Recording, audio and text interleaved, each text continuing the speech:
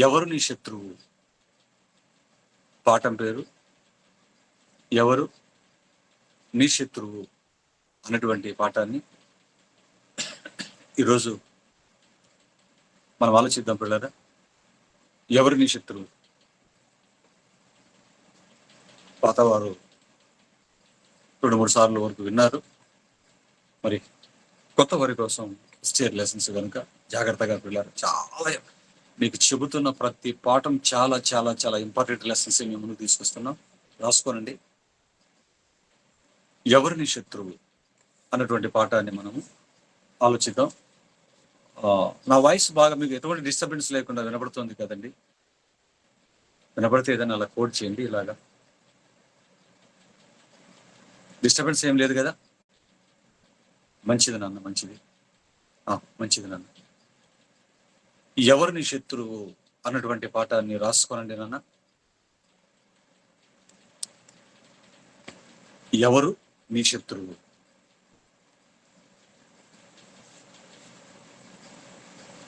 మీ శత్రువు ఎవరు అని ఈరోజు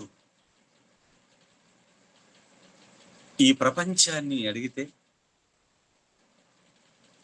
మీ శత్రువు ఎవరు అని ఈరోజు ఈ ప్రపంచాన్ని అడిగితే ఒక్కొక్కరు పేరు చెప్తారు.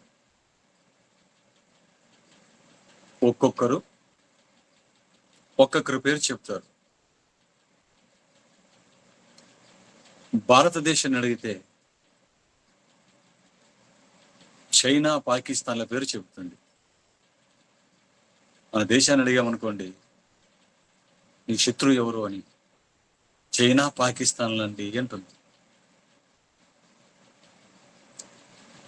అమెరికా వారిని అడిగితే రష్యా పేరు చెప్తారు.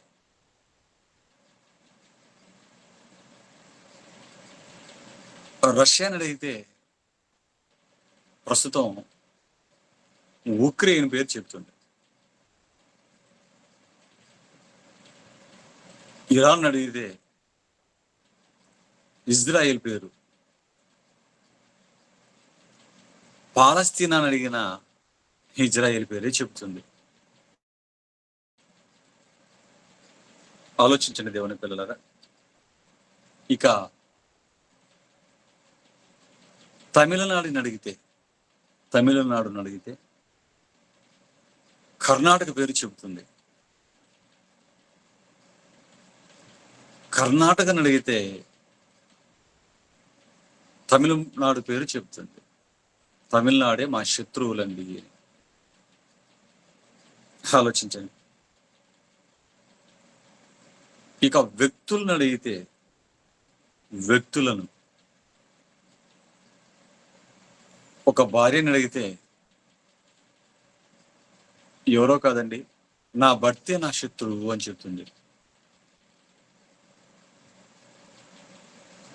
భార్యని అడిగితే ఎవరో కాదండి, నా భర్తే నా శత్రువు అని చెప్తుంది. అత్తని అడిగితే కోడలి పేరు చెబుతుంది. కోడల్ని అడిగితే అత్త పేరు చెబుతుంది. ఆలోచించండి దేవుని పిల్లలారా. ఇక పార్టీల వారిని అడిగామనుకోండి, పార్టీల వారిని, బీజేపీని అడిగితే కాంగ్రెస్ పేరు చెప్తుంది. కాంగ్రెస్ని అడిగితే బీజేపీ పేరు. వైసీపీ వారిని అడిగితే తెలుగుదేశం పేరు, జనసేన పేరు చెప్తుంది. మా శత్రువులు వాళ్ళేనండి అని. టీడీపీ వారిని అడిగితే వారు వైసీపీ పేరు చెప్తారు. ఆలోచించిన దేవుని పిల్లలారా. నక్సలైట్ని అడిగామనుకోండి, మీ శత్రువు ఎవరండి అని, పోలీసుల పేరు చెప్తారు. అంతేనా? నక్సలైట్లను అడిగితే పోలీసుల పేర్లు చెప్తారు. ఇలా దేశాలు మొదలుకొని వ్యక్తుల వరకు మీ శత్రువు ఎవరు అనగానే ఒక్కొక్కరు ఒక్కొక్కరి పేరు చెప్తారు. ఎందుకంటే ఈ ప్రపంచమంతా అనైక్యతతో బాధపడుతుంది కనుక, అట్లుగిపోతుంది కనుక తమ పొరుగు వారి పేర్లను చెప్పటం మనం చూడగలం. దేవుని పిల్లలారా, వాస్తవానికి వీరే వారి శత్రువుల. ఎందుకంటే సత్యాన్ని చెప్పాలంటే, వాస్తవాలను చెప్పాలి అంటే అది దేవుడే చెప్పాలి. దేవుని మాటను ప్రక్కన పెట్టి మనంతట మనమే సత్యం తెలుసుకోవాలి అంటే అది అసాధ్యం అండి. అది అసాధ్యం పిల్లరా.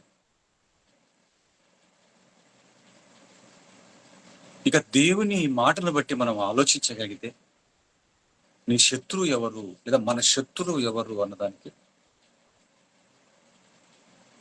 సమాధానం దేవుని మాటను బట్టి మనం ఆలోచించగలిగితే దేశాలు, రాష్ట్రాలు, వ్యక్తులు కాకుండా, దేశాలు, రాష్ట్రాలు, వ్యక్తుల పేర్లు కాకుండా ఈ ప్రపంచంలో ప్రతి మనిషికి ఒక శత్రువు ఉన్నాడు. చాలా మంది ఈయన అజాత శత్రువు అండి, చాలా శాంతపరుడు అండి, ఈవిడ అజాత శత్రువు అండి, ఈమె చాలా శాంతపరురాలు, ఎవ్వరి జోలికి వెళ్ళదండి. అజాత శత్రువు అంటే శత్రువులు లేని వారిని ఆ పదం వాడతారు అంటారు. కానీ ఈ ప్రపంచంలో ఉన్న ప్రతి వ్యక్తికి ఒక బద్ధ శత్రువు ఉన్నాడనే సంగతి ఎంతమందికి తెలుసు? శత్రువు అనగానే శత్రువు అన్న పదం వినగానే వెంటనే మనందరికీ దయ్యం గుర్తుకొస్తుంది. దయ్యం గుర్తుకొస్తుందండి.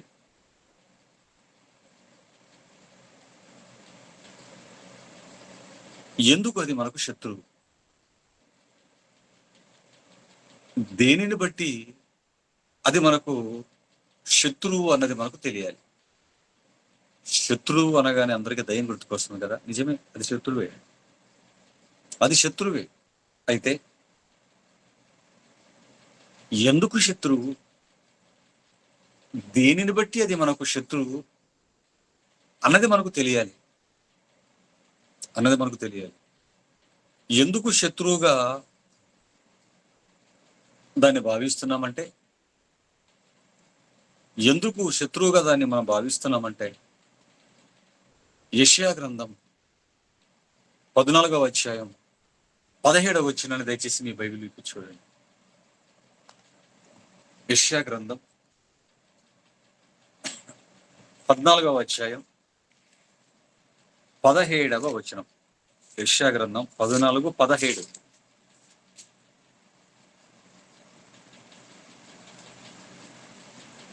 భూమిని కంపింపజేసి రాజ్యములను వణికించిన వాడు ఇతడేనా?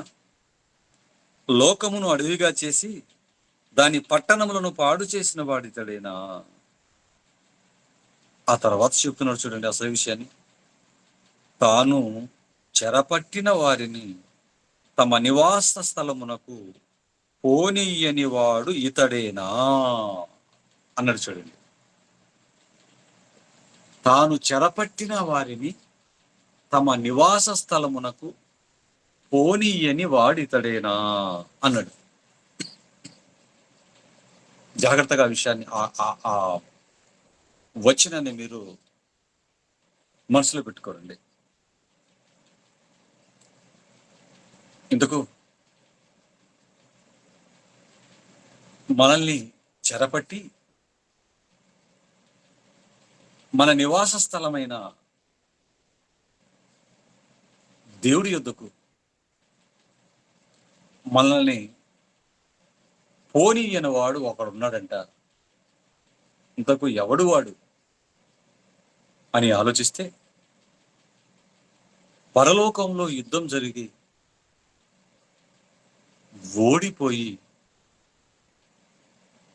ఒకప్పటి దేవదూత, మన ప్రతివాది, అపవాది, వాడే సాతాను.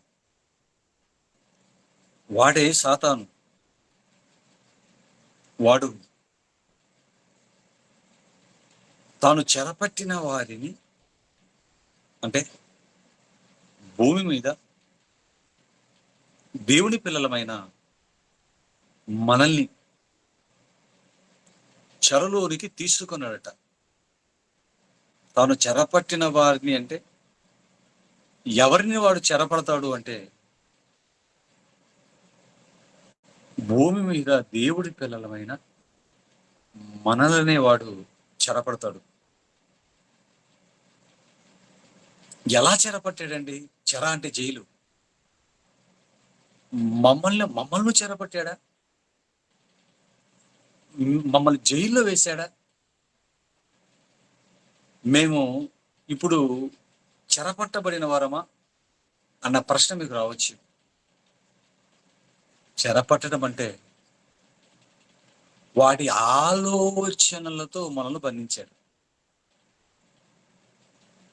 ఉదయం లేవగానే సెల్ ఫోన్ అని వెంపర్లాడి నువ్వు సోషల్ మీడియాలోకి వెళ్ళిపోతున్నావు. టిక్ టాక్లని, ఇన్స్టాగ్రామ్లని, యూట్యూబ్లని వెళ్ళిపోతున్నావు. ఇష్టం వచ్చి నువ్వు చూసుకుంటున్నావంటే వాడి చెరలోకి నువ్వు ఎప్పుడో వెళ్ళిపోయావు. పడుకునేటప్పుడు డబ్బు గురించి ఆలోచించి, లేచేటప్పుడు డబ్బు గురించి ఆలోచించి, లేచిన తర్వాత సాయంత్రం మరలా పడక మీదకి వచ్చేంత వరకు డబ్బుల గురించి కష్టపడుతూ తిరుగులాడుతూ ఉన్నావంటే, పాపపు బంధకాలతో నువ్వు నిండిపోయి ఉన్నావంటే వాడి చెరలోకి నీ ప్రమేయం లేకుండా ఎప్పుడో వెళ్ళిపోయావు. ఇలా వీడు చెరపట్టి, ఇలా వీడు ఎందుకు చెరపడుతున్నాడంటే, మన తండ్రి దగ్గరికి మనల్ని వెళ్ళనివ్వకుండా వాడి కార్యక్రమాలలో మనల్ని ఉంచాడు. కాబట్టి వాడిని మనం శత్రువు అంటున్నాం. ముఖ్యంగా ఎందుకు వాడిని శత్రువు అంటున్నామంటే, దేవుడి పిల్లలమైన మనల్ని మన నివాస స్థలమైన తండ్రి దగ్గరికి వెళ్ళనివ్వకుండా అడ్డుకుంటున్నాడు కనుక, దేవుడి పిల్లలమైన మనల్ని మన నివాసమైనటువంటి మన దేవుడి దగ్గరికి వెళ్ళకుండా మనల్ని అడ్డుకుంటున్నాడు కనుక వాడు మనకు శత్రువు అయ్యాడు. దేవుడు కూడా వీడిని పరిచయం చేస్తూ మీ విరోధి అనే పరిచయం చేశాడు. దేవుడు కూడా వీడిని పరిచయం చేసేటప్పుడు మీ విరోధి అనే పరిచయం చేశాడు. పేతురు రాసిన మొదటి పత్రికలో 5:8 చూడండి. అపోస్తులైన పేతురు గారు రాసిన మొదటి పత్రిక 5వ అధ్యాయం 8వ వచనాన్ని మీరు చూడగలిగితే, పురులారా, నిబ్బరమైన బుద్ధి గలవారే మెలకువగా ఉండుడి. మీ విరోధి అయిన అపవాది గర్జించు సింహం వలె ఎవరిని మృంగుదునా అని వెదకుచు తిరుగుచున్నాడు. అంటే మృంగడం అంటే మన తండ్రి దగ్గరికి మనం వెళ్ళకుండా చేయటమే వాడు మృంగటం. మీ విరోధి అన్నాడు చూడండి.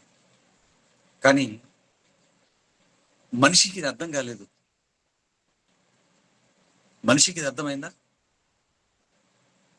ఇప్పుడు ప్రపంచ దేశాల గురించి ఆలోచించండి.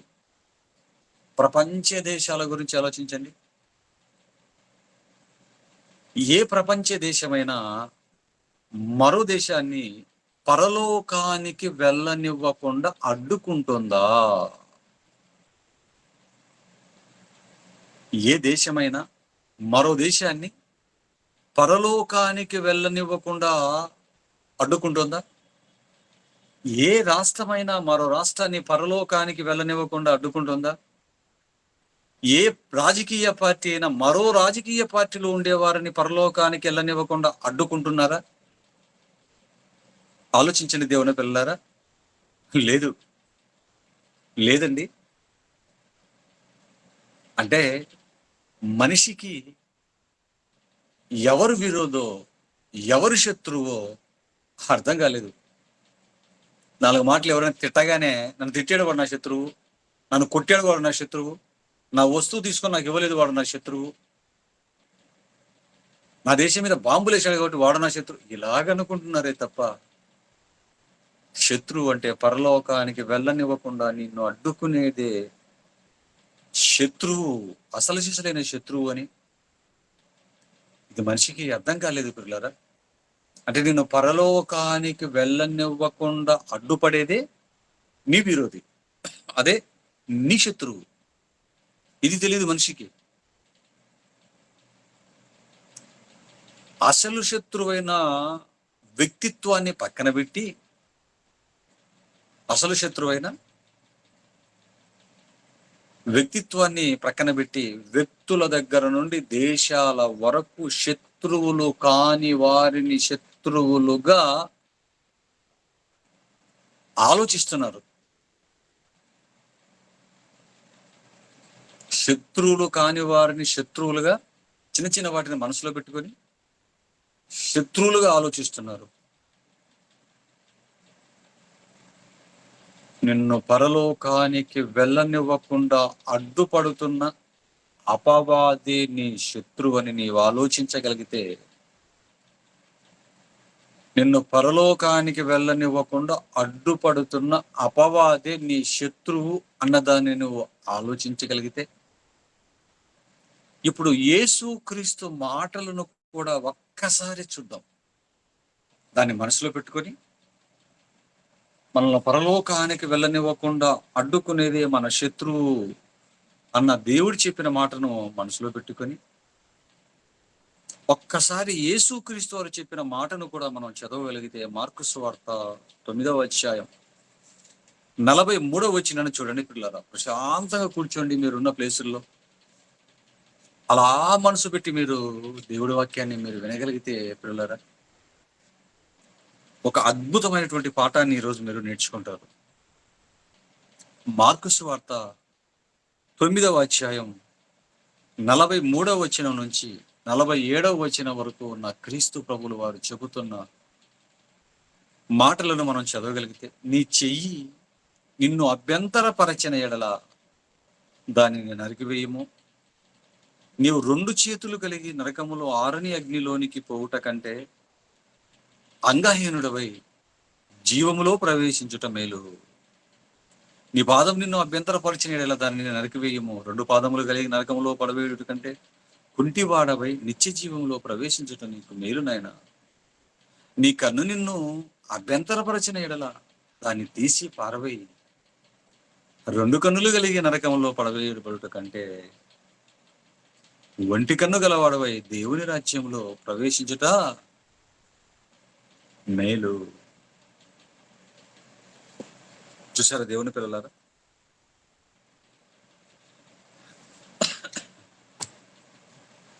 కన్ను అంటున్నాడు, కాలంటున్నాడు, చెయ్యి అంటున్నాడు. ఇవన్నీ శరీరములోని అవయవ భాగాలు. ఇప్పుడు క్రీస్తు చెప్పినవన్నీ శరీరములోని అవయవాలు. క్రీస్తు చెబుతూ నిన్ను పరలోకానికి వెళ్ళనివ్వకుండా అడ్డుకుంటున్నది నీ శరీర భాగాలే అని చెబుతున్నాడు. నిన్ను పరలోకానికి వెళ్ళనివ్వకుండా అడ్డుకుంటున్నది నీ శరీర భాగాలే అని చెప్తున్నాడు. నీ చెయ్యి నీకు అభ్యంతరకరంగా ఉంది, నీ కాలు నీకు అభ్యంతరకరంగా ఉంది, నీ కన్ను నీకు అభ్యంతరకరంగా ఉంది అని చెప్తున్నాడు. చూడండి, అంటే మన శరీరంలోని భాగాలు మనల్ని పరలోకం వెళ్ళనివ్వకుండా అడ్డుపడుతున్నాయా? మన శరీరంలోని భాగాలు మనల్ని పరలోకం వెళ్ళనివ్వకుండా అడ్డుపడుతున్నాయా? సాతాను మనల్ని పరలోకం వెళ్ళనివ్వకుండా అడ్డుపడుతుంది అంటే, సాతాను మనల్ని పరలోకానికి వెళ్ళనివ్వకుండా అడ్డుపడుతోంది అన్నది మనకు అర్థమైంది. సాతాను మనల్ని పరలోకానికి వెళ్ళనివ్వకుండా అడ్డుపడుతోంది అన్నది మనకు అర్థమైపోయింది. కానీ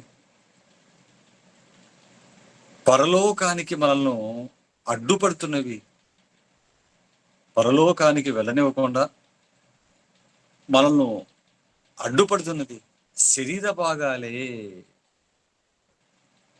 నీ కన్ను, కాలు, చేతులు అనుకోకండి. శరీరములోని ప్రతి అవయవం అడ్డుపడుతుంది. ఇక్కడ కాలు, కన్ను, చెయ్యి ఎందుకు చెప్పాడంటే, పాపం చేయటంలో ప్రధాన పాత్ర పోషిస్తాయి కనుక వీటిని ఎగ్జాంపుల్గా తీసుకున్నాడు. అంతే, వీటిని ఎగ్జాంపుల్గా తీసుకున్నాడు. మన చెయ్యి పరలోకానికి వెళ్ళనివ్వకుండా మనల్ని అడ్డుపడుతుందా? ఆలోచించి. ఎందుకంటే నీ చెయ్యి నిన్ను అభ్యంతరపరిచిన దాన్ని నరికి నీ ఇద్దరి నుంచి పారబోయినాడు. మొదట చెయ్యి గురించి చెప్పాడు. మన చెయ్యి మనల్ని పరలోకానికి వెళ్ళనివ్వకుండా అడ్డుపడుతుందా? ఆలోచించిన దేవుని పిల్లలారా, ఆలోచిస్తే ఈ చెయ్యి, మన చేతులు మన కోసం ఖర్చు పెట్టుకోవాలి అన్నప్పుడు ఎలా ఉంటుంది? దేవుడి కోసం ఖర్చు పెట్టాలి అన్నప్పుడు ఎలా ఉంటుంది? మన కోసం ఖర్చు పెట్టుకోవాలి అనుకున్నప్పుడు చెయ్యి చాలా ధారాళంగా ఖర్చు పెట్టడానికి ముందుకు వస్తుంది. ఎంతంటే అంత ఖర్చు పెట్టడానికి రెడీగా ఉంటుంది చెయ్యి మన కోసమైతే.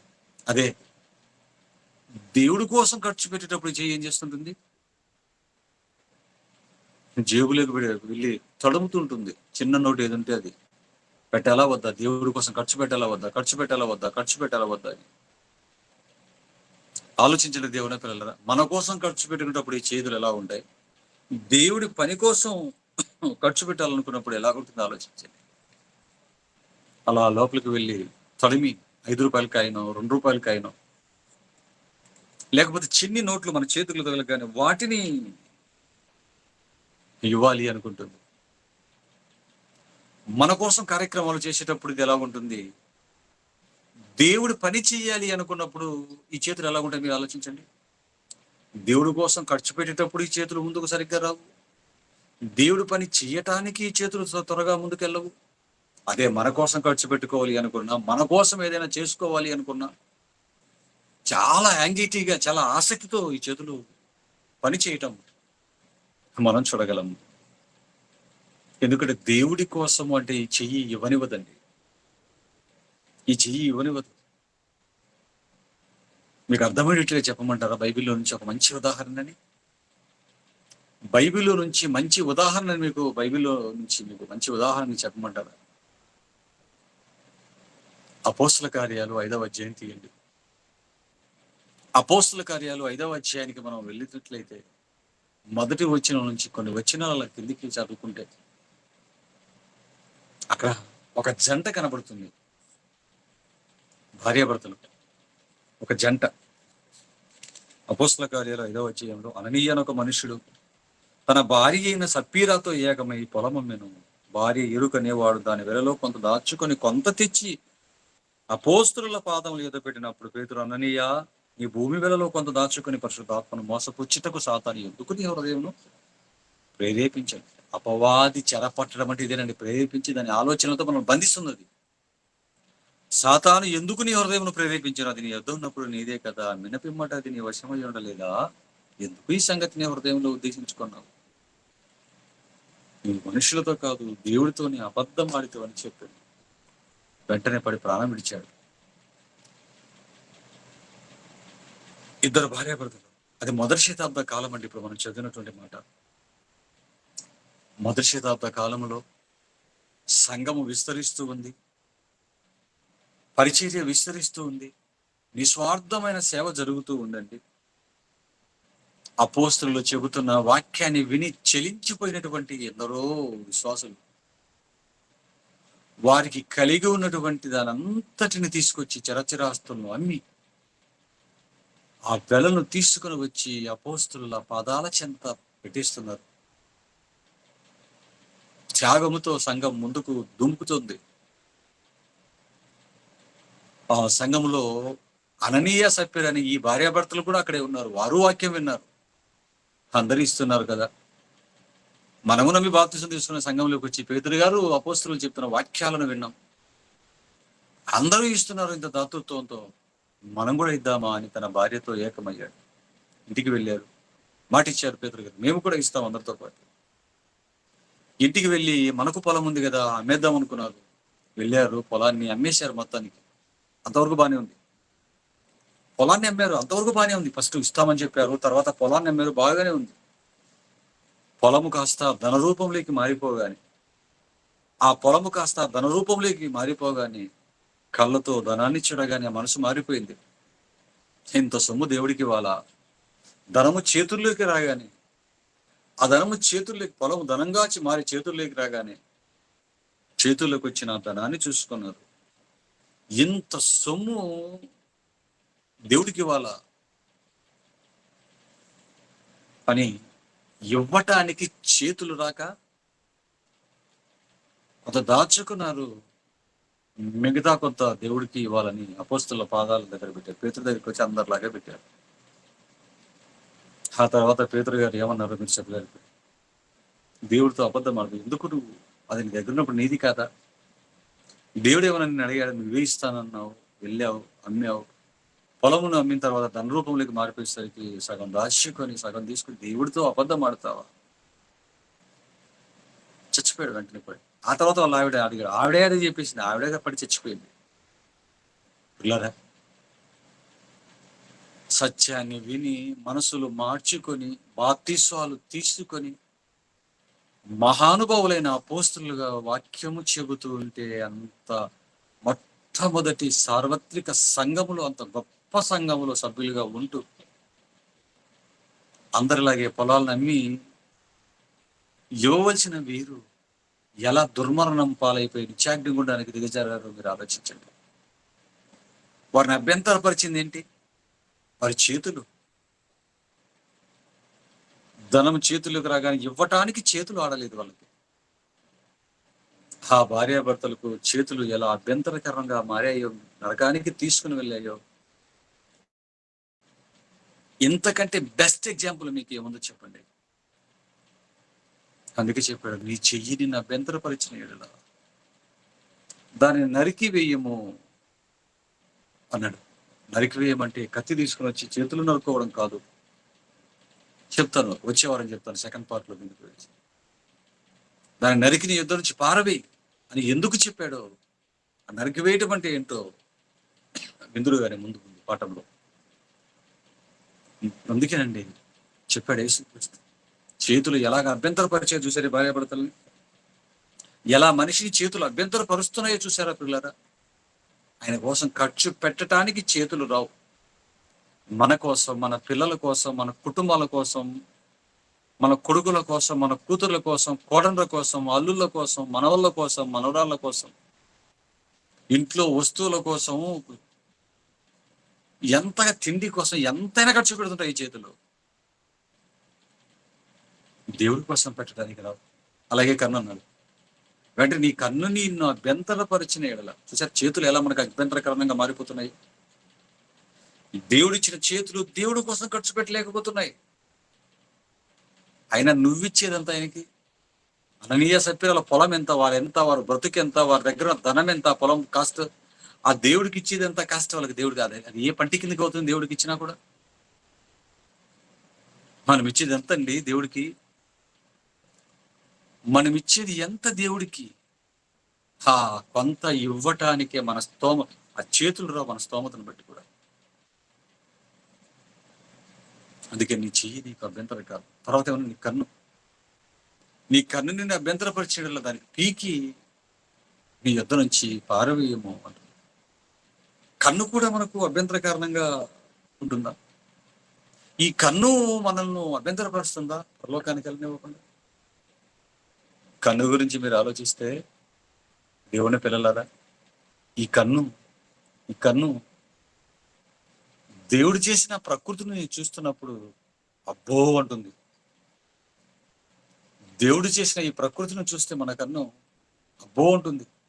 జలపాతాలు, సముద్రాలు, పచ్చటి పంట పొలాలు, డ్యాములు, నదులు, నక్షత్రాలు, కాయకూరలు, పళ్ళు, పలహారాలు, రంగులు, ఈ ప్రకృతిలో ఉన్నటువంటి ఆ జంతువులు, పక్షులు, వీటన్నిటిని చూసినప్పుడు అబ్బో అనుకుంటుంది.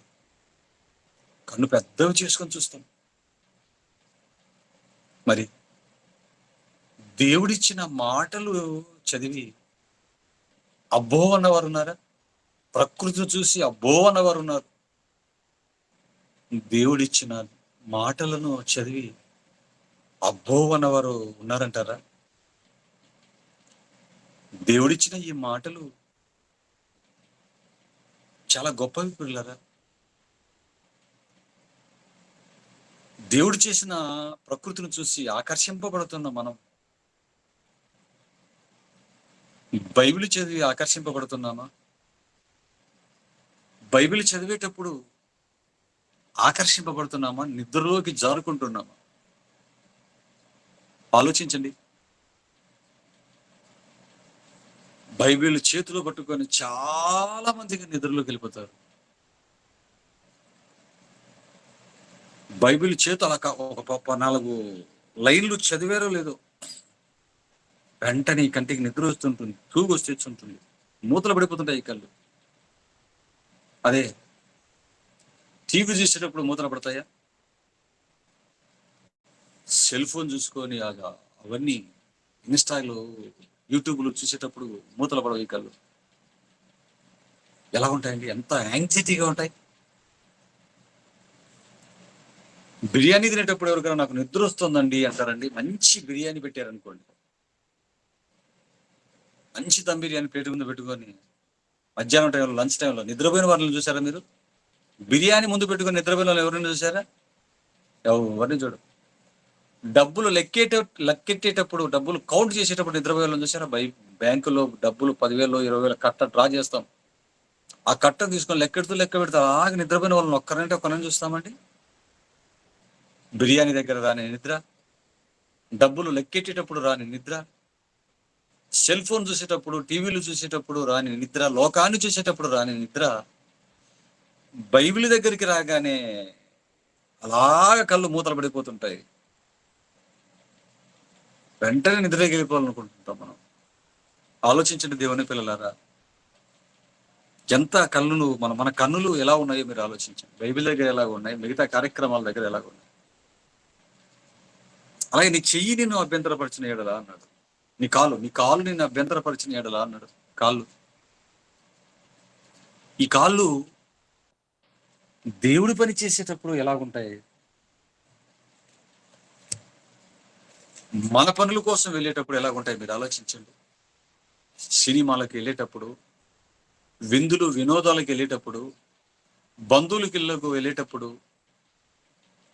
పరికరాని కార్యక్రమాలకు వెళ్ళేటప్పుడు ఎలాగుంటాయండి ఈ కాళ్ళు? ఎంతో యాంగ్జైటీగా పరిగెడతాయి. అదే స్వార్థ ప్రకటించటానికో, మీటింగులకు వెళ్ళటానికో, దేవుడి కార్యక్రమాల కంటే 4 రోజుల మీటింగ్లలో లాస్ట్ రోజు వెళ్తే చాలు అనుకుని సర్దుకుంటాయి ఈ కాళ్ళు. లాస్ట్ రోజు వెళ్దాం మీటింగ్లు జరిగితే, సెమినార్ జరిగితే లాస్ట్ లో వెళ్ళిపోదాం, మధ్యాహ్నం తర్వాత లేదా భోజన టైంకి వెళ్ళిపోదాం. చూసారా పిల్లల ఈ కాళ్ళు ఎలా అభ్యంతరపరుస్తున్నాయో? ప్రతి ఒక్కటి మన శరీరంలో ఉన్న ప్రతి అవయవం, ఈ చెవులు సినిమా పాటలు వినేటప్పుడు, జోకులు వినేటప్పుడు, ఇన్స్టాల్ అవి చూస్తున్నప్పుడు అవన్నీ డైలాగులు అందరూ వింటున్నప్పుడు ఎలా ఉంటాయి చెవులు? విక్కించుకుని వింటాం మంచి సినిమా పాటలు. అదే దేవుడి పాటలు కానీ దేవుడి మాటలు వినేటప్పుడు ఎలా ఉంటాయి చెవులు? వినటానికి చెవులు వేగిర పడతాయంటారా? ఎవరైనా మాట్లాడుతుంటే సెల్ ఫోన్లో ఎంతసేపు మాట్లాడుతుంటాం. ఎవరైనా పిలిస్తే ఇలా చేతితో సైజ్ ఆగుగా మాట్లాడుతున్నాం ఆగంటాం. అదే దేవుడి వాక్యం వినేటప్పుడైతే ఎవరు పిలుస్తారని చూస్తుంటాం లేచిపోవడానికి. ఎవరైనా పిలిస్తే లేచి వెళ్ళిపోదామని చూస్తుంటాం. జీవిత చరమాంకమందు జ్ఞాపకముల సంఖ్యమెండు దేవుడి పనులు జరిగించి గడిచిన కాలం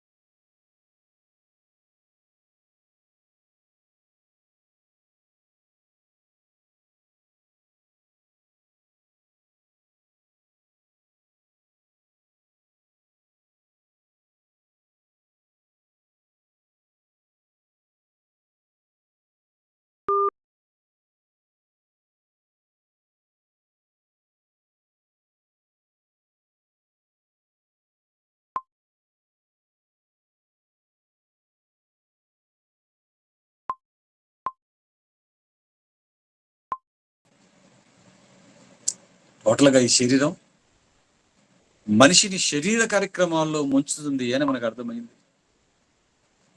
ఎంతగా ముంచుతుందంటే వంటికి రాసుకునే సోపు 100 రకాలు. నిన్న సూపర్ మార్కెట్, మా ఇంటి దగ్గర ఉన్న సూపర్ మార్కెట్కి వెళ్ళాలండి, సోప్ అయిపోతే కొని తెచ్చుకుందాము అని. సేల్స్ గర్లు వచ్చి ఏం కావాలి సార్ అనండి. మా సోప్ కావాలమ్మా రండి అని ఇటుపక్క ఉన్నాయి సార్ సోపులను తీసుకెళ్ళింది.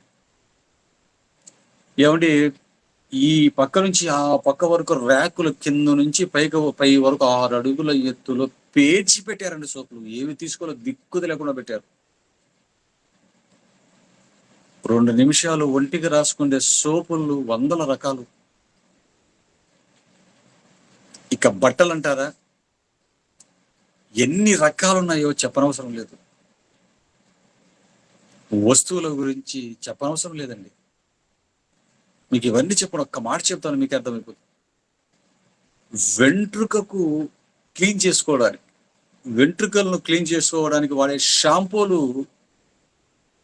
ఎన్ని రకాలు ఉన్నాయో మీరు ఆలోచించండి. ఒక వెంట్రుకను క్లీన్ చేసుకోవడానికి వాడే షాంపూ, ఈ వెంట్రుకను క్లీన్ చేయటానికి తయారు చేసే షాంపూల కోసం ఫ్యాక్టరీలలో కొన్ని లక్షల మంది ప్రపంచవ్యాప్తంగా పనిచేస్తున్నారు.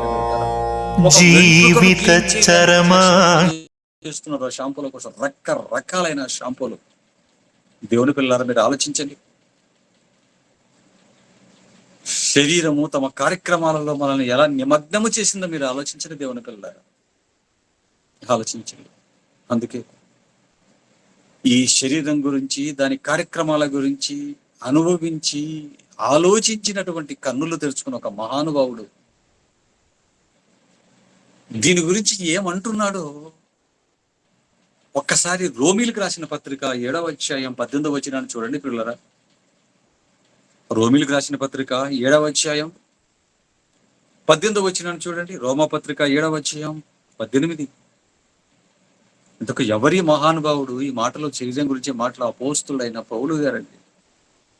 ఎవరైనా దీని గురించి శరీరం గురించి మాట్లాడుతున్నాడంటే అపోస్తులైన పౌలు గారు మాట్లాడుతూ పత్రికను రాస్తూ 7వ అధ్యాయం 18వ వచనాన్ని చూడండి పిల్లల. రోమపత్రిక 7:18. నా యందు అనగా నా శరీరమందు మంచిది ఏదియు నివసింపదని నేను ఎరుగుదును. ఏమంటున్నాడండి పౌలు గారు అంటున్న మాట అండి ఇది. నా శరీరంలో మంచిది అనేది ఏది అసలు నివసింపదు అంటున్నాడు చూడండి. నా యందు అనగా నా శరీరమందు మంచిది ఏది నివసింపదు అని నేను ఎరుగుదును. నా అవయవాలు చెడు కార్యక్రమాలకి ఆతురపడతాయి తప్ప చేయటానికి మంచిది ఉంచుకోవు. మేలైనది చెయ్యవలనను కోరిక, ఇంకా ఏం చెప్తున్నాడు చూడండి, మేలైనది చెయ్యవలనను కోరిక నాకు కలుగుచున్నది గాని దానిని చేయుట నాకు కలగలేదు అన్నాడు చూడండి. అంటే మంచిది మేలైనది చెయ్యాలన్న కోరిక కలుగుతుంది కానీ చెయ్యాలని అనే పరిస్థితికి వచ్చేసరికి చేయనివ్వటం లేదట. అంటే చెయ్యాలన్నది చెయ్యనివ్వటం లేదు. ఈ శరీరం చెయ్యాలన్నది చెయ్యనివ్వదు, రావాలన్న చోటికి రానివ్వదు, వినాలన్నవి విననివ్వదు, చదవాలన్నవి చదవనివ్వదు. కానీ చదవాలన్నవి చదవనివ్వదు, వినాలన్నవి విననివ్వదు, చూడాలన్నవి చూడనివ్వదు, చెప్పాలనుకున్నవి చెప్పనివ్వదు. కానీ చెయ్యకూడని కీడు విషయంలో మాత్రం చెయ్యాలనుకుంటుందట. ఈ శరీరం గురించి పౌలు గారి కంటే భయంకరమైన అనుభవాలు మనకున్నాయి. బైబిల్ చదవాలనుకుంటాం, చదవలేకపోతాం. వాక్యం వినాలనుకుంటాం, వినలేకపోతాం. బైబిల్ నేర్చుకోవాలనుకుంటాం, నేర్చుకోలేకపోతాం. నేర్చుకొని మాట్లాడాలన్న ఆశ ఉంటుంది కానీ నేర్చుకోలేకపోతాం. పని చెయ్యాలి దేవుడి కోసం అనుకుంటాం కానీ చెయ్యలేకపోతాం. దేవుడికి ఇవ్వాలనుకుంటాం, ఇచ్చేటప్పటికి ఇవ్వలేకపోతుంటాం. అందుకే చెయ్యాలన్న మేలు చెయ్యక చెయ్యగోరని కీడు చేయటం అనేది పౌలు గారి కాదు, పౌలు గారి కంటే ఎక్కువ అనుభవాలు మనకున్నాయి. ఇక క్రిందికి రాగానే ఎంత బాధపడుతున్నాడో చూడండి పౌలు గారు 24వ వచనంలో ఇక రాగానే మహానుభావుడు ఎంత బాధపడుతున్నాడో చూడండి పిల్లలారా, ఎంత బాధపడుతున్నాడో చూడండి. రోమిలికి రాసిన పత్రిక అపోస్తులైన పౌలు రోమిలికి రాసిన పత్రిక 7వ అధ్యాయం 24వ వచనంకి రాగానే మహానుభావుడు ఎంత బాధపడుతున్నాడో చూడండి. ఎలయనగా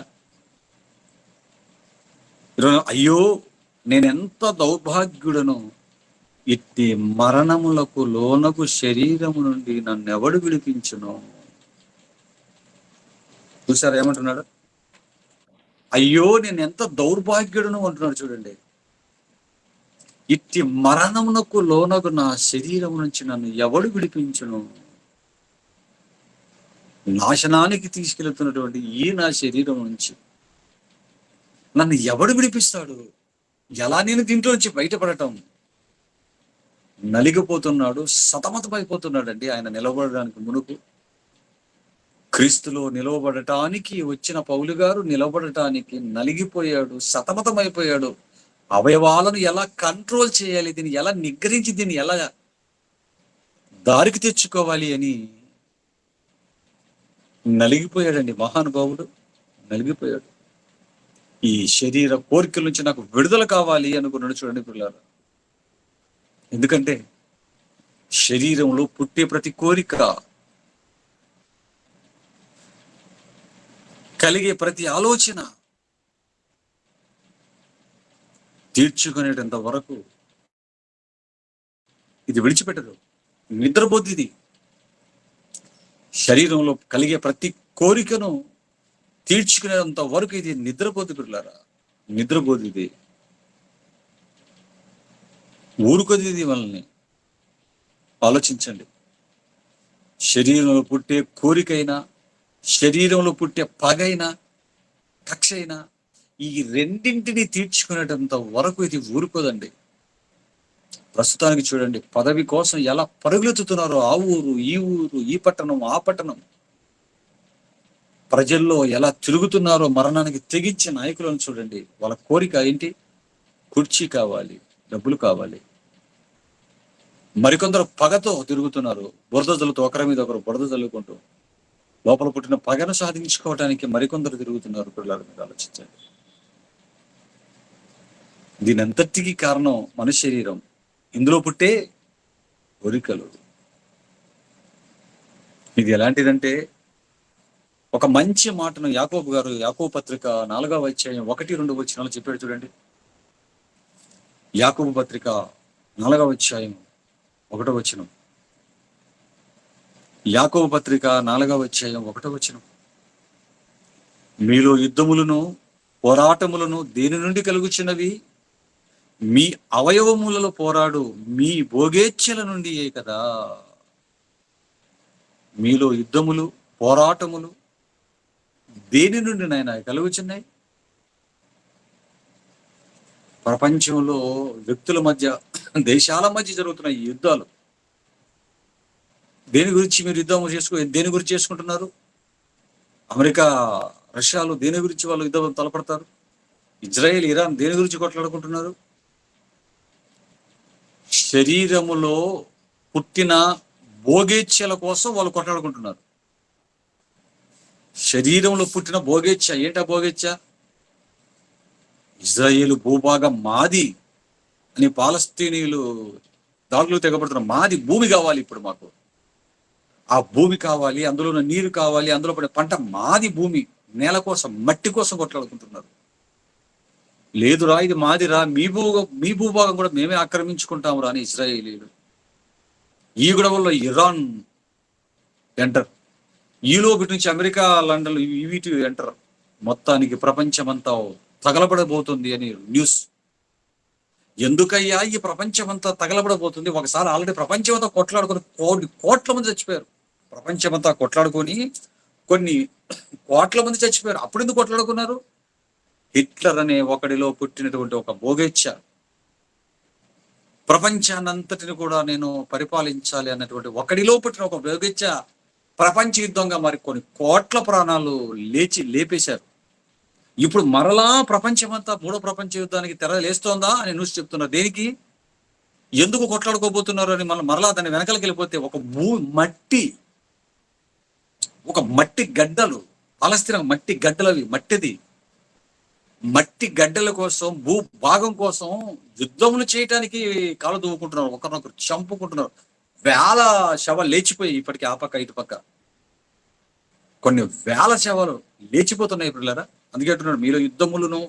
అంటే ఒక దగ్గర యుద్ధము జరుగుతోంది అన్న, మరో చోట పోరాటం జరుగుతోంది అన్న. తమిళనాడు కర్ణాటకల మధ్య పోరాటం, మొన్నటి వరకు ఆంధ్ర వాళ్ళు పోరాటం, ఆ తర్వాత మరొక పోరాటం. పిల్లరా, మీలో యుద్ధములను పోరాటములను దేని నుండి కలుగుచున్నవి? ఎక్కడ ప్రపంచంలో జరిగిన ప్రతి యుద్ధం వెనక, ప్రపంచంలో జరిగిన ప్రతి పోరాటం వెనక ఏముందయ్యా అని ఆలోచిస్తే చెప్తున్నాడు. ఏముంది దాని వెనకాతల? మీ అవయవములలో పోరాడు భోగేచ్ఛ. అవయవాలలో పోరాడే భోగేచ్ఛలట. అంటే ఈ అవయవాలకి ఏమున్నాయి? ఈ అవయవాలకు, శరీరంలో ఉన్న అవయవాలకి ఏమున్నాయి? ఇచ్చలైతే పర్వాలేదు, కోరికలు ఉండడం తప్పులేదు. మంచి బట్టలు వేసుకోవాలి, మంచి తిండి తినాలి, మంచిగా నిద్రపోవాలి, కొన్ని వస్తువులు కొనుక్కోవాలి. కోరికలు ఉంటే పర్వాలేదు, తప్పులేదు. దేవుడు కోరికలు ఉండొద్దు అని లేదు. మంచి బిడ్డలు కనాలి, పెళ్లి చేసుకోవాలి, మంచిగా చదువుకోవాలి, మంచి జాబ్ సంపాదించుకోవాలి, 4 రూపాయలు, తప్పులేదు పిల్లరా కోరికలు. కానీ ఇచ్చలుంటే తప్పులేదు, ఇచ్చంటే కోరికలు ఉండడం తప్పులేదు. కానీ భోగేచ్ఛలు అంటే భోగాలను అనుభవించాలని కోరికలు శరీర అవయవాల్లో ఉన్నాయి. ప్రపంచంలో ఎక్కడ యుద్ధం జరిగినా దాని వెనకాల ఒక అవయవం ఏదో ఉంది, దాంట్లో పుట్టిన భోగేచ్ఛ. పాకిస్తాన్ ఇరాన్ ఇప్పుడు బాంబులు వేసుకుంటున్నారు భూమి కోసం భోగేచ్ఛలు. మాది అంటే భూమి, అంటే మాదంటే భూమి. ఆలోచించండి పిల్లలు, ఇంతవరకు ప్రపంచంలో జరిగిన ప్రతి యుద్ధం వెనుక ఉన్నది అవయవాలలో ఉన్న భోగేచ్ఛలు. కారణం భూభాగాన్ని చూపుతాడు, కారణం ఏదో రాజ్యాన్ని చూపిస్తాడు, కానీ అవయవంలో ఉన్న భోగేచ్ఛలను తీర్చుకోవడానికి అవన్నీ జరుగుతున్నాయి నాయన అన్నాడు. ఆలోచించండి, ఎందుకంటే ఈ శరీరం ఎంత దౌర్భాగ్యం అనేది మీరు ఆలోచించండి పిల్లలు. పుట్టే ప్రతి కోరికను తీర్చుకునేంత వరకు నిద్రపోనివారు, వచ్చే ప్రతి ఆలోచనను చేసుకునేంత వరకు ఇది నిద్రపోనివారు. అంటే ఎంత బలీయమైన కోరికలను కోరుకుంటుంది శరీరం, మీరు ఆలోచించండి. దేవుని పిల్లల పుట్టే కోరిక, పుట్టే కోరిక, హృదయంలో పుట్టే పగను కానీ, కోరిక కానీ, పగ కానీ తీర్చుకునేంత వరకు ఇది నిద్రపోతుంది. ఒక కోరిక పుట్టిందండి ఒక వ్యక్తికి. ఒక వ్యక్తి మీద ఆయనకు ఒక కోరిక పుట్టింది. ఒక అమ్మాయి మీద ఒక పురుషుడికి కోరిక పుట్టింది. ఏంటా కోరిక? ఎలా అయినా ఆవిడ్ని నా భార్యగా చేసుకోవాలి, నా సొంతం చేసుకోవాలి, ఆవిడ్నే నా సొంతం చేసుకోవాలి అని ఒక కోరిక పుట్టింది ఒక వ్యక్తికి. అందంగా ఉంది ఆవిడ, చూడడానికి చక్కటి రూపవతి, బ్యూటీ, మంచి అందగత్తె. చూశాడు, నచ్చేసింది. అబ్బా ఎలాగైనా వీళ్ళు సొంతం చేసుకోవాలనుకున్నాడు.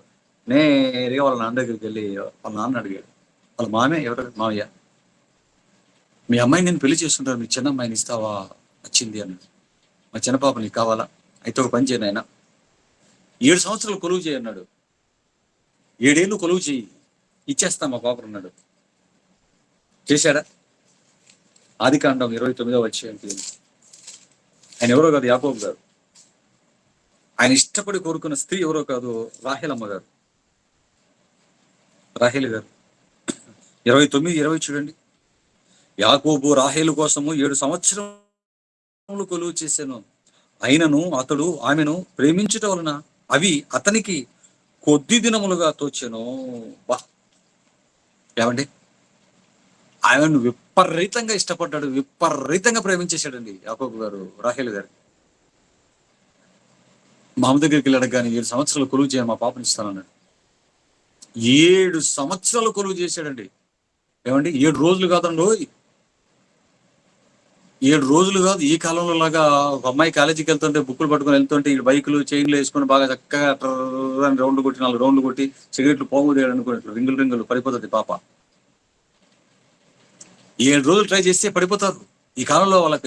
ఎందుకు పడిపోతుందని ఇంత పెద్ద మాట మాట్లాడుతున్నానంటే, ఈ కాలంలో ఉన్న అమ్మాయిలకి కొంచెం విలువలు లేవు, ఆలోచన లేదు, శరీరం ఎందుకు ఇచ్చాడో తెలియదు, యవ్వన ప్రాయంలో ఎందుకు వచ్చినో తెలియదు, తల్లిదండ్రులు ఎందుకు కాలేజీకి పంపిస్తున్నారో, ఎందుకు కష్టపడి చదివిస్తున్నారో తల్లిదండ్రుల కష్టం అర్థం కాదు, పరలోకపు తండ్రి కష్టం అర్థం కాదు, అన్నదమ్ముల పరువు అర్థం కాదు, కుటుంబ బాధ్యతలు కుటుంబ పరువులు అర్థం కావు. ఎవడో ఒకడు పోకిరి వాడు రోడ్డు మీద తిరగగానే వాడికి అలాగ అలవ్ చేసి వెళ్ళిపోయి కుటుంబ పరువును బజారుకి ఇస్తారండి. బాధ్యతలు తెలియనటువంటి దౌర్భాగ్యులు అనొచ్చు వీళ్ళని. దేవుని పిల్లలారా, 7 రోజులు కాదు, ఇక్కడ 7 సంవత్సరాలు కొలువు చేయమన్నాడండి. 7 సంవత్సరాలు తిరగమని కాదు అమ్మాయి కోసం, 7 సంవత్సరాలు కొలువు చేయి. ఎక్కడుండి? వాళ్ళ ఇంట్లో ఉండి కాదు, వీళ్ళింట్లో ఉండి 7 సంవత్సరాలు మామగారి ఇంట్లో ఉండి మామగారికి ఊడిక చేశాడండి. 7 సంవత్సరాలు. 7 సంవత్సరాలు చిన్నమాట కాదు కదా. 7 సంవత్సరాలు కొలువు చేస్తే 7 సంవత్సరాలు రాహేలు కోసం యాకోబు గారు కొలువు చేసి గొర్రెలు కాచి మందలు పెద్దవి చేసి, గొర్రెలు కాచడం చిన్న విషయం, అడవి తీసుకెళ్ళి కాయాలంటే ఒక్కసారి వెళ్ళండి. గొర్రెలను ఒక గొర్రె ఇటు పరిగెడుతుంది, ఒక మేక ఇటు పరిగెడుతుంది, దీనికోసం మరి ఇట్లు ముళ్ళు ఎరుగుతాయి. అవేమి ప్లే గ్రౌండ్ లో కాదు కదా మేసేది, ప్లే గ్రౌండ్ లో మెయ్యో అవి మేకల పైకి ఎక్కేస్తాయి, గొర్రెలు ఇటుపోతుంటాయి, ఎక్కడ పడితే వెళ్ళిపోతాయి. ఎలాగండి ఆ అరణ్యంలో మేపటం? 7 ఏళ్ళు మేపాడండి మహానుభావుడు ఒక ఆమె కోసం, ఆమె రాహేల్ గారి కోసం. 7 సంవత్సరాలు చేస్తే ఆ 7 సంవత్సరాలకి ఏమనిపించాయంట? అతడు ఆమెను ప్రేమించడం వలన అవి అతనికి కొద్ది దినములు, అంటే 7 సంవత్సరాలు 7 అంటే కొద్ది దినాలుగా దోచాయంట, సంవత్సరాలు రోజుల్లో దోచాయంట ఆయనకి. ఎందుకు అంతగా దోచింది? విపరీతంగా ప్రేమించేస్తున్నాడు. దేనికి? ఒక శరీరం కావాలి ఈయనకి. ఒక శరీరాన్ని చూశాడు, రంగు చూశాడు, హైట్ చూశాడు, ఆ ఒంటి నిగరింపు చూశాడు, ఆ ఒళ్ళొప్పు, ఆ కూలుకు, ఆ మాట తీరు, పలు వరస, కళ్ళు ఏవో చెప్తారు కదండి. నీ కళ్ళు నీకేమి నచ్చాయి? నీ కళ్ళు నచ్చాయి, నీ పళ్ళు నచ్చాయి, నీ ముక్కులు నచ్చాయి, నీ చెవులు నచ్చాయి, నీ మూతి నచ్చింది, ఏదో చెప్తుంటారు కదండి. నీ స్మైల్ అంటాడు ఇంకొకడు, నీ స్మైల్ నచ్చింది అంటుంటాడు. క్యారెక్టర్ చూడరు కదా, పడిపోయాడు ఈయన కూడా. క్యారెక్టర్ లేదు ఈవిడికి. క్యారెక్టర్ ఎటువంటిదా? పెద్ద విగ్రహారాధికలేమా, అది చూడలేదు నా పై ఆకారాన్ని చూశాడు, పడిపోయాడు. 7 సంవత్సరాల కొలువు. తీరా 7 సంవత్సరాల తర్వాత ముసిగేసి పెళ్లి చేసిన తర్వాత చూస్తే తెల్లవారేసరికి చూసేసరికి అమ్మ బాబోయ్ ఈమె కదా, ఆమె ఇంకొక ఆమె లేయా. అమ్మ బాబోయ్ అన్నాడు, ఇదేంటి ఇలా చేసావు? పెద్ద పాపని చిన్న పాపకి ఎలాగైనా అల్లుడు చేసేది. మళ్ళా వెంటనే ఏం చేయాలి మరి? నాకు అమ్మాయి కావాలి. చూసాడా, దొరికింది కదా భార్య, ఉండొచ్చు కదా. ఆమెని ప్రేమించాడు. మళ్ళా 7 సంవత్సరాలు మళ్ళీ ఏం చేశాడు? 14 సంవత్సరాలు కష్టపడిందంటే ఈ శరీరం. అంటే ఈ శరీరంలో ఒక కోరిక పుట్టిందంటే 7 ఏళ్ళైనా ఊడిగం చేస్తుంది, 14 ఏళ్ళైనా ఊడిగం చేసి పుట్టిన కోరికను ఒక వ్యక్తి మీద తీర్చుకున్నంత వరకు నిద్రపోదంటే యాకోబు గారిని ఈ దేహం ఎంతగా పురిగొల్పుందో మీరు ఆలోచించండి దేవుని పిల్లలారా.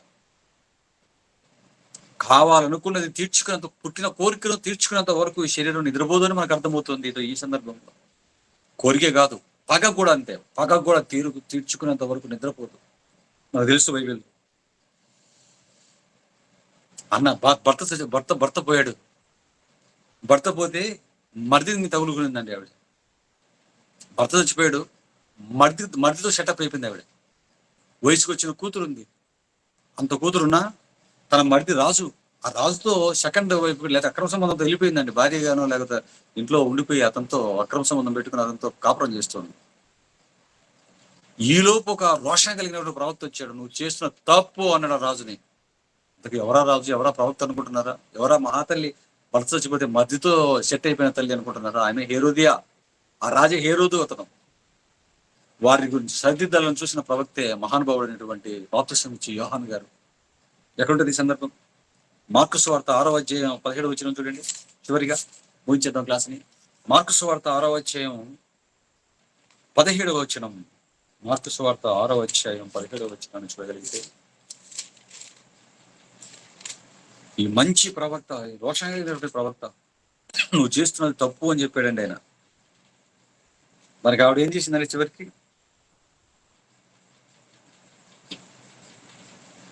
చూడండి పిల్లలు, అలాగా అతను ఉంటున్నప్పుడు బర్త్డే వచ్చిందండి మహానుభావుడికి, హేరోద్ది. వాళ్ళ అమ్మాయిని పంపించింది, బాగా నాట్యం చేయించింది. వాడు తాగి ఆ హేరోదు ఆ గుంపులో మైమర్చిపోయాడు. నీకేం కావాలో కోరుకు, అర్ధరాజ్యం ఇస్తానన్నాడు. అర్ధరాజ్యం ఇస్తానంటే ఒక పాటకు డాన్స్ చేసినందుకు వాళ్ళ అమ్మ దగ్గరికి వెళ్ళిపోయి, అమ్మ ఇలాగ అడిగాడు ఏం చేయమంటావు అంటే, అర్ధరాజ్యాన్ని విడిచిపెట్టి సకల సౌభాగ్యాలను విడిచిపెట్టి వెళ్ళిపోయి ఆ యోహాను తల గుర్తించి పల్లెంలో పెట్టి తీసుకుని రాపోయిందండి. యోహాను తల గుర్తించి పల్లెంలో పెట్టుకుని ఇమ్మని చెప్పి ఏమవుద్దు అవన్నీ కూడా మనకు వెళ్ళి తీసుకుని రాపోయింది. వెళ్ళింది, అడిగింది, చెప్పారు, తెచ్చినట్లే పల్లెంలో కొట్టి తెచ్చాడు. ఏం చేసి ఉంటుందండి ఆ తలను? తలకాయ కూర ఏమైనా చేసుకుంటుందా యోహాను గారి తలతో? తలకాయ మాంసం అంటుంటాం మనం. తలకాయ మాంసం ఏమైనా చేసుకుని మసాలా వేసుకుని తింటుందా? సూప్ ఏమైనా తాగుతుందా మహాతల్లి? అదేది లేదండి. ఏ నోరైతే నేను చేసిన తప్పని ఖండించి మాట్లాడిందో ఆ నోరు శాశ్వతంగా మూతపడిపోవాలనుకున్నాండి. నేను తప్పు చేయడం మాత్రమే కాక, తప్పు చేసిన తప్పుని ఎత్తి చూపినందుకు ఆ నోరు శాశ్వతంగా మూతపడాలి అనుకున్నదంటే, ఒక మనిషికి శరీరంలో కోరిక పుట్టిన తీర్చుకున్నంత వరకు నిద్రపోదు. ఈ శరీరంలో అవయవాలలో క్రోధం, కోపం, కక్ష కట్టినా కూడా తీర్చుకున్నంత వరకు ఇది నిద్రపోదంటే పిల్లరా. ఈ శరీరం, ఈ దేహము ఎటువంటిదో మీరు ఆలోచించండి ఒకసారి. పుట్టే ప్రతి కోరిక తీర్చుకోవాలనుకుంటారు. ఈరోజు మనం బైబిల్ చదవాలనుకుని ఎందుకు చదవలేకపోతుంటారు చాలా మంది? దేవుడి గురించి నేర్చుకోవాలని ఎందుకు నేర్చుకోలేకపోతుంటారు? వాక్యం చెప్పాలని మనసులో కలిగి ఎందుకు చెప్పలేకపోతుంటారు? ఈ మధ్యలో శరీర కోరికలు లాగేస్తుంటాయి. శరీరం లాగేస్తుంటది వేరే కార్యక్రమం వైపు. మొత్తం అంతే. అలాగ చదవలేరు, అలాగ నేర్చుకోలేరు. చూడండి, ఇప్పుడు క్లాసుల్లో ఎంతమంది 20 మంది పైన జాయిన్ అయ్యేవారు. ఎందుకు తగ్గిపోయారు కొందరు స్ట్రెంత్? ఎందుకంటే ఆ తగ్గిపోయిన అడగండి, ఏమండి జాయిన్ అవ్వలేదండి? ఆ టయానికి ఏదో ఒక పని చెప్తుంటారు. అంటే శరీరం లాగబడేసిన వాళ్ళని, శరీర అవయవాలలో ఏవో కార్యక్రమాలు పెట్టుకున్నారు వాళ్ళు. మనకు లేవా కార్యక్రమాలు? ఈ టైంలో మనం చేసుకోలేమో వేరే పనులు? మనకు లేవో, మనకి పని బాట లేకుండా కూర్చున్నామా పిల్లలు? మీరు ఆలోచించండి. ఎన్ని పనులు ఉన్న ఆ పనులను పక్కన పెట్టి పిల్లలారా ఆలోచించండి పిల్లలారా. శరీరానికి లోబడిపోయి పుట్టే ప్రతి కోరికను, అది కోపం కానివ్వండి, కక్షలు కానివ్వండి, కోరికలు కానీ తీర్చుకునేంత వరకు విడిచిపెట్టకుండా మనల్ని ఇది బంధించి పడేస్తుంది. తీర్చుకునేంత వరకు అంటే మీరు ఎంత ఘోరమైనదో ఈ శరీరం మీరు ఆలోచించలే దేవుని పిల్లలు. అందుకేనండి యేసుక్రీస్తు ఊరికే చెప్పలేదు, నీ చెయ్యి నిన్ను అభ్యంతరపరుస్తున్నాయని, నీ కన్ను నిన్ను అభ్యంతరపరిచినాడు, నీ కాలు నిన్ను అభ్యంతరపరిచినాడు అని ఎందుకు చెబుతున్నాడంటే, ఈ దేహంలో ఉన్న ప్రతి అవయవము కూడా మనకు శరీర భోగేచ్ఛలను కలిగి ఉంది. ఈ అవయవాలన్నీ కూడా. కాబట్టి పిల్లరా, ఇంత భయంకరంగా తడిచి ముద్దవుతున్నటువంటి కోరికలలో, పగలలో, ప్రతీకారాలతో రగిలిపోతున్నటువంటి ఈ దేహాల్ని మరి దీని మంచి మార్గంలో పెట్టే అవకాశం లేదా? దీని కంట్రోల్లో పెట్టుకుని దేవుడి పనిలో నిలబెట్టుకునేటువంటి పరిస్థితులు లేవా? దారే లేదా మనకి అన్నది వచ్చే వారం మనం విందాం పిల్లలు. ఎవరిని శత్రువు అని పాటని టైటిల్ పెట్టండి. వచ్చే వారం శరీరాన్ని లొంగదీయుట ఎలా అనేటువంటి పాఠాన్ని మనం ఆలోచిద్దాం. ఎంత భయంకరమైన ఈ శరీరాన్ని ఎలా లొంగదీయాలో, ఏం చేస్తే ఇది లొంగుతుందో, ఏం చేస్తే ఇది లోబడుతుందో, ఏం చేస్తే ఇది నోరు మూసుకొని దేవుడి కార్యక్రమాలలో అవిశ్రాంతంగా ముందుకు పరుగులెడుతుందో, దీనికి సొల్యూషన్ దేవుడు 66 పుస్తకాలలో ఏం రాశాడో, మనసుకి ఎంత నచ్చిన అమ్మాయి అయినా అబ్బాయి అయినా ఆ కోరికని చితక్క తొక్కి దాని ప్రక్కన పెట్టి నీ కన్న తండ్రి కోసం ముందుకు ఎలా పరుగులెట్టాలో, ఎవరి మీద ఎంత కోపం వచ్చినా, మనల్ని కొట్టినా, తిట్టినా, కేసులు పెట్టినా, నడి బజారుకి ఈడ్చిన, పనిని పాడు చేసిన వారి మీద కోపాన్ని, కక్షను, పగను పెట్టుకొనకుండా దీన్ని తొక్కి నిస్వార్థంగా ప్రేమతో దేవుడి పనిలో ముందుకు ఎలా పరగలెట్టాలో, ఏం చేస్తే శరీరం లోబడి దారులకు వస్తుందో తెలియచేసి, భోగేచ్ఛలను ఎలా ఖండించాలో తెలియజేసే మాటలని దేవుడు రాయించిన దేవుడి మాటలని వచ్చేవారం మనం సెకండ్ పార్ట్ లో మనం విందాం పిల్లరా. ఎవ్వరు కానీ సెకండ్ పార్ట్ వచ్చే శుక్రవారం మీరు ఆబ్సెంట్ అవ్వకండి. చాలా ప్రాముఖ్యమైన పాట మీద పిల్లరా. ఇప్పటికే మీకు చాలా సంగతులు చెప్పాను ఈ పాఠంలో ఫస్ట్ పార్ట్ లో. ఎందుకంటే 24 గంటలు మనతో ఉండేది శరీరమే. ఈ 24 గంటలు మనతో ఉంటుంది శరీరం. ఈ ఆత్మలమైన మనతో ఎప్పుడు మనతో ఉంటుంది పిల్లరా. శరీర మాయలో పడ్డామో, శరీరానికి లోబడ్డామో, దీంట్లో నుంచి బయటపడటం చాలా చాలా చాలా కష్టం పిల్లలు. ఇందులో పిల్లలని లేదు, యూత్ అని లేదు, మధ్య వయస్కులని లేదు, ముసలోళ్ళని లేదు. ముసిలి ప్రాయంలో 60-70 సంవత్సరాలకు వచ్చినా కూడా కనిపిస్తున్న స్త్రీ దేహాలను చూసి లొట్టలేసుకునే పరిస్థితి దేహం మనకు కనిపిస్తుంది. ముసిలి వాళ్ళమైనా సరే ఇతరులను చూసి లొట్టలేసుకునే పరిస్థితి దేహం మనకు కనిపించడమే కాదు, సత్యంత వరకు పళ్ళు ఊడిపోయిన మాంసం తినాలని అనిపిస్తుంది. శరీరం పనికి రాకపోయినా అన్ని చేయాలన్నటువంటి చింత చచ్చిన పొలుపు చావని స్థితికి ఇది మనల్ని తీసుకుపోతుంది పిల్లరా. అందులోని చిక్కుబడి, అందులోని కోరికలు తీర్చుకోవటంలో, చెడ్డవాటిని చేయటంలో ఉండి ఉండి ఉండి ఉండి అవయవాలు అరిగిపోయి ఏదో ఒక రోజు తప్పక్కన చచ్చిపోయి అగ్నిగుండానికి తీసుకెళ్లిపోతుంది దేహం పిల్లరా. అంత ఘోరమైంది ఈ దేహం. 24 గంటలు మనతోనే ఉంటుంది పిల్లరా. మనవారు ఎవరు మనతో లేకపోయినా ఇది మాత్రం మనతో ఉంటుంది మరణించేంత వరకు.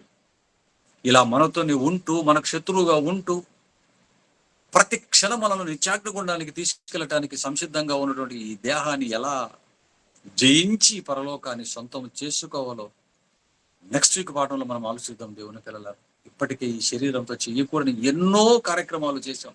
ఇప్పటికీ దీన్ని జయించలేక సతమతం అవుతున్న వారు కూడా చాలా మంది ఉన్నారు పిల్లరా. వద్దు వద్దు వద్దు, ఈ తప్పు చేయకూడదు, ఈ పని చేయకూడదు అంటూ మరలా అదే పని చేయటం.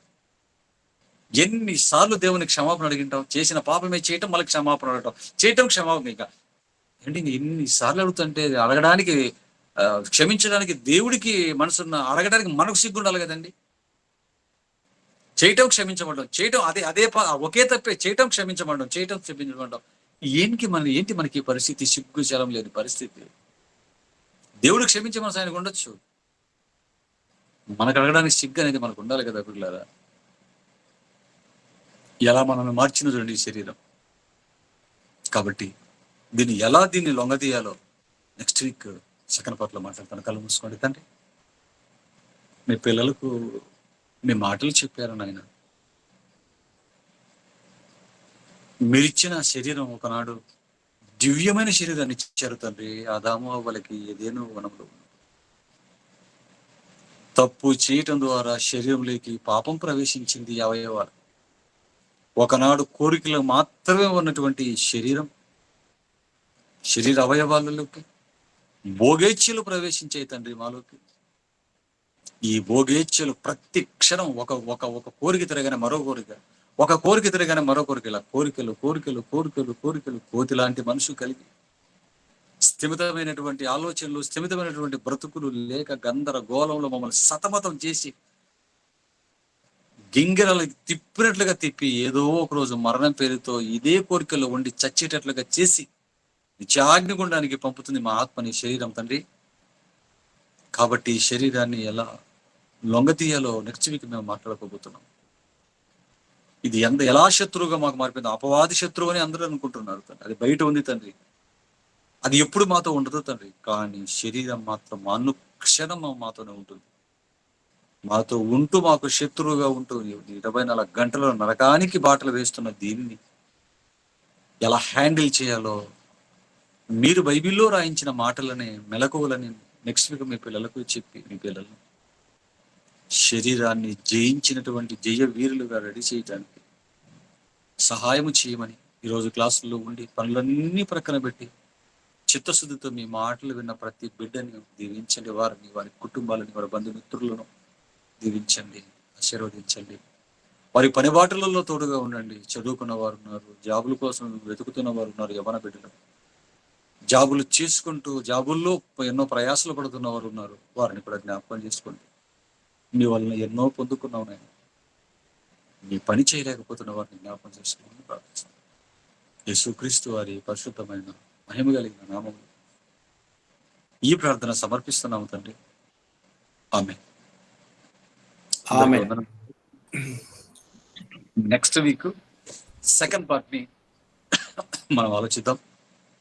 పాయింట్స్ ఏమైనా మిస్ అయినట్లయితే పిల్లలు నిజంగా చాలా చక్కగా రికార్డ్ చేసి ఈ లెసన్ ని మళ్ళా యూట్యూబ్ ఛానల్లో మన యూట్యూబ్ ఛానల్లో పెట్టి మన గ్రూప్స్ లో కూడా పెడుతున్నారు తమ్ముడు ఆకాష్.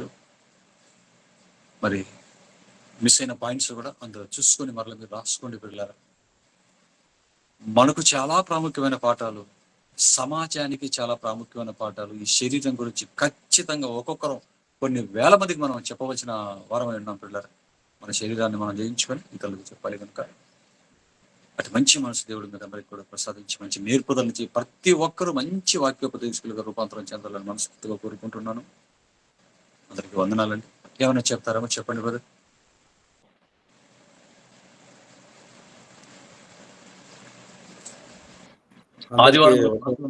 ఆదివారం కూడా క్లాస్ ఉంటుంది. మరునాడు ఖచ్చితంగా మీరు అందరూ మర్నాడు ఒక మంచి పాట మాట్లాడబోతున్నాను. చెప్పండి. అందరికీ వందనాలు బ్రదర్ అండ్ సిస్టర్స్. మరి ఇంకా తగ్గిపోతూ ఉన్నారు, రాను రాను లేట్గా జాయిన్ అవుతూ ఉన్నారు. దయచేసి ఎర్లీగా జాయిన్ కండి, టైం సరిపోవడం లేదు. కాబట్టి ఇంకా మిగతా వారికి బంధుమిత్రులు కూడా లింక్ పంపించేసి జాయిన్ అట్టు చూడండి. ఎందుకంటే అమూల్యమైన సందేశాలు మరి బయట ఎక్కడ కూడా ఇలాంటి పాఠాలు చెప్పేవాళ్ళు లేరు. కాబట్టి ఒకరికొకరు ప్రోత్సహించుకుంటూ మరి మనం చెప్పలేకపోయినా ఇతరులకు చెప్పే వారితో పరిచయం చేసి సత్యంలో నడిపిస్తే బాగుంటుంది ఆశిస్తున్నాం. మరి అందరికి వదనాలు. మరి ఆదివారం అందరూ తప్పక జాయిన్ కావాల్సిందిగా కూర్చున్నాము. ఏమన్నా డౌట్ ఉంటే రాసి పెట్టుకోండి, సండే అడగవచ్చు. Okay, thank you. ఎవరైనా ఏమన్నట్టే చెప్పండి.